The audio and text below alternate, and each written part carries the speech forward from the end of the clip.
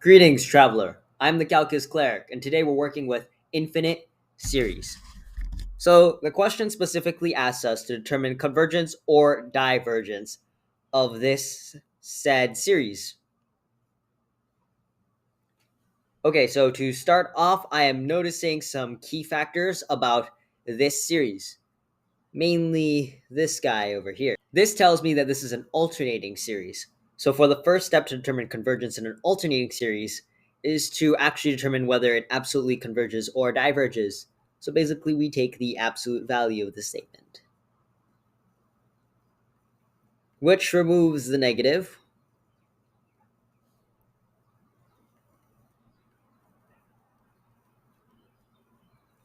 And now we're just left with that. Okay, I noticed that there are two things on the bottom.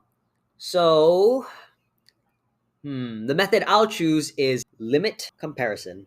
Now, there are other ways to solve this problem as well, but I'll just choose one method and go along with that one. You can choose another method if that is what suits you.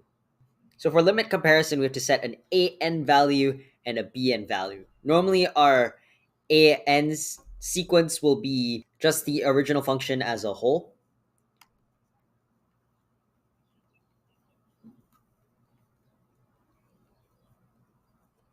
And bn will be the part of our function that we wish to cancel out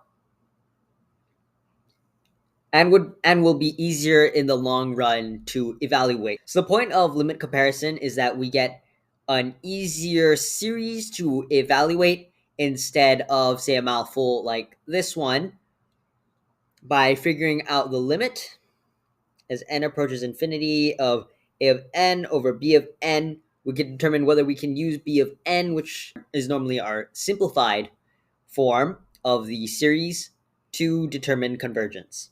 So I'm going to set my b of n to 1 over n to the 1 half because I know in the long run it'll be way easier to evaluate than 1 over ln n squared. And this makes things convenient too because now we can cancel things out when we take the said limit. So let's call that L.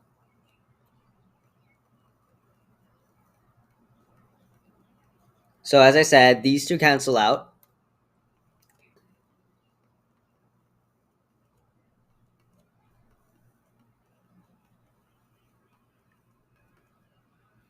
Because when I plug in infinity into the n on the bottom, it'll be 1 over infinity. Therefore, this limit is equal to 0.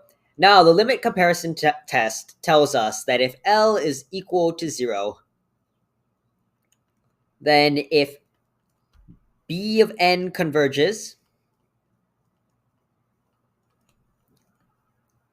then A of n converges. So we have to determine the convergence of B of n.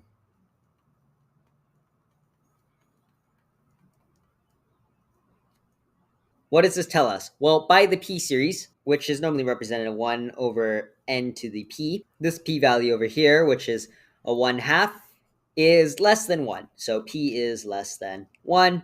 And according to the p series, if p is less than or equal to 1, then the series will diverge.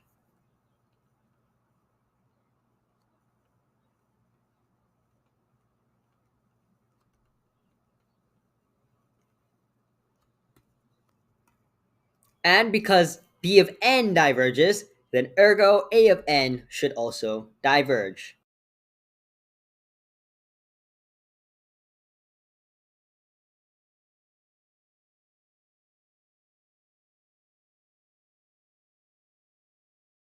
So this is why we set our one of our series that we choose equal to the original series. So that way we can use the limit comparison test to evaluate whether that said series diverges or converges. But we're not done just yet. Even though it diverges, because it's an alternating series, it does have the chance to conditionally converge. So let's give it that chance. Normally, when we see conditional convergence, we'll go for using the Leibniz test, which is basically where the negative 1 to the nth power is removed. just like as in the when we take the absolute value of this. But in this case, we have to take the limit as n approaches infinity of a of n.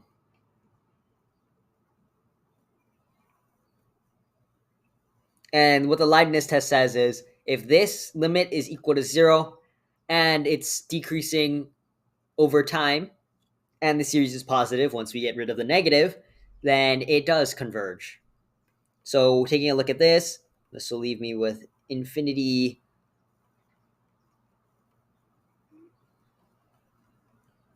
which is just 1 over infinity, which is equal to 0. So yes, this limit does equal to 0, and it looks like over time it'll eventually get smaller and smaller and smaller.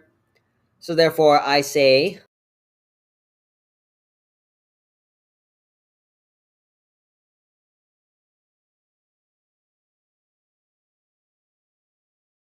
that it converges by the Leibniz test. Now, okay, so it converges for the Leibniz test when it's in its original form, but when you take the absolute value of it, it diverges. When that happens, when it has an absolute divergence and a regular convergence, then we say that it converges conditionally. So this whole series